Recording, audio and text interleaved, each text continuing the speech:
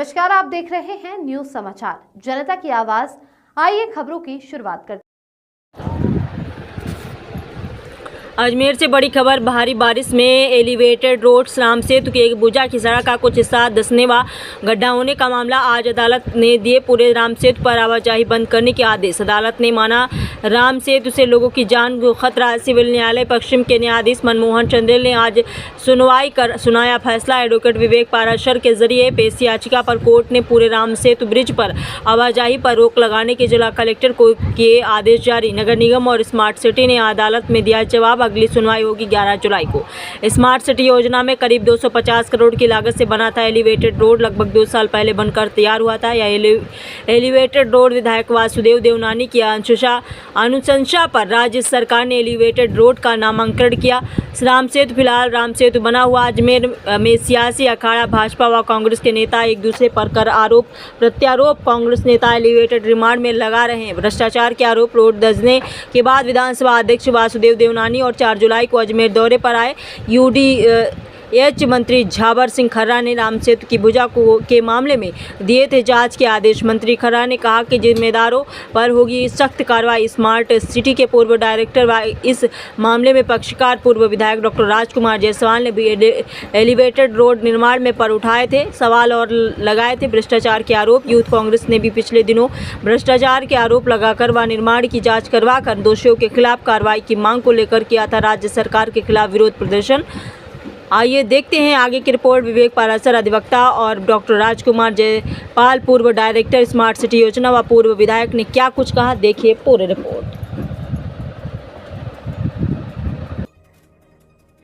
मुझे smart city project में director बनाया गया था राज्य सरकार की तरफ से और मैंने एक मीटिंग अटेंड की थी जिसमें मैंने इस एलिवेटेड रोड को लेके ऑब्जेक्शन उठाए थे और ऑब्जेक्शन ये उठाए थे कि साहब ये जो एलिवेटेड रोड है ये किसी भी एक्सपर्ट से राय लेने की है न किसी इंजीनियर से राय ली गई है।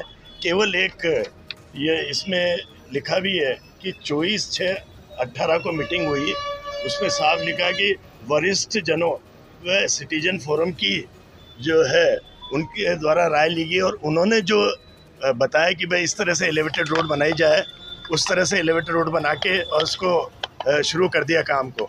मैंने इसका ऑब्जेक्शन उठाया और मेरे ऑब्जेक्शन उठाते ही केंद्र सरकार ने मुझे डायरेक्टरशिप से हटा दिया और उसी वक्त भी मैंने कहा था कि ये एलिवेटेड रोड गलत बन रही है, इसको सही किया जाए, लेकिन मेरी नहीं सुनी गई।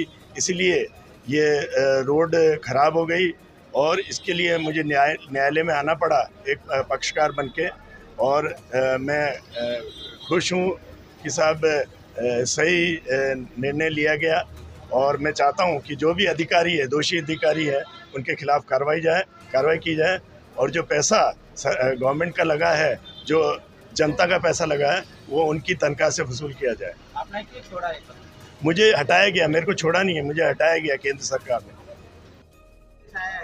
सत्य का बोलबाला हो रहा है, झूठ का मुंह काला हो रहा है। आज देख सकते हैं अदालत में जो जनप्रतिनिधित्व के संबंध में सुनवाई हुई उसमें माननीय न्यायालय के समक्ष जो है सर्वप्रथम तो जो कल जिला कलेक्टर महोदय और स्मार्ट सिटी के सीईओ की तरफ से कोई हाजिर नहीं हुआ था, उनके खिलाफ एक तरफा कार्रवाई कर दी गई थी।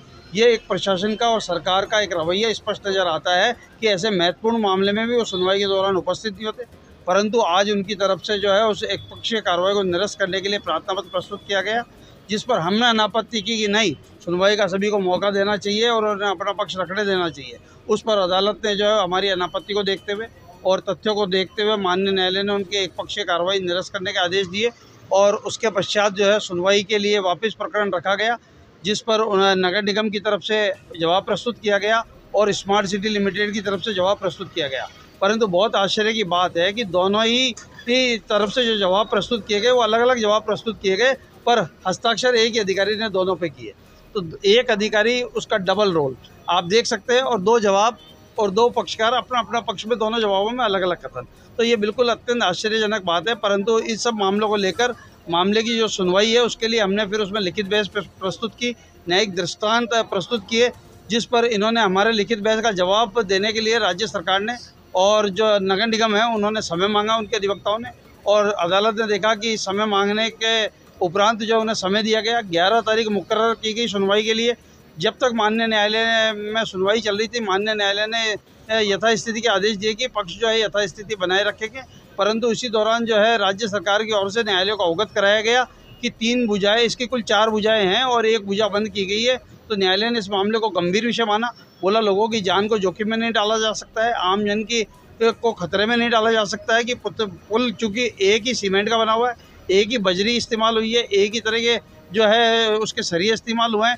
तो ऐसे में आम जन की सुरक्षा को दृष्टिगत रखते हुए सरकार द्वारा समय मांगने पर बहस का इसकी जो है 11 तारीख मुकर्रर की है, जब तक राजकीय अधिवक्ता के माध्यम से जिला कलेक्टर को निर्देश जारी किए कि वे जो है 11 तारीख तक तत्काल प्रभाव से आज से ही जो है पूरे पुल पर आवागमन बंद कर दे तत्काल प्रभाव।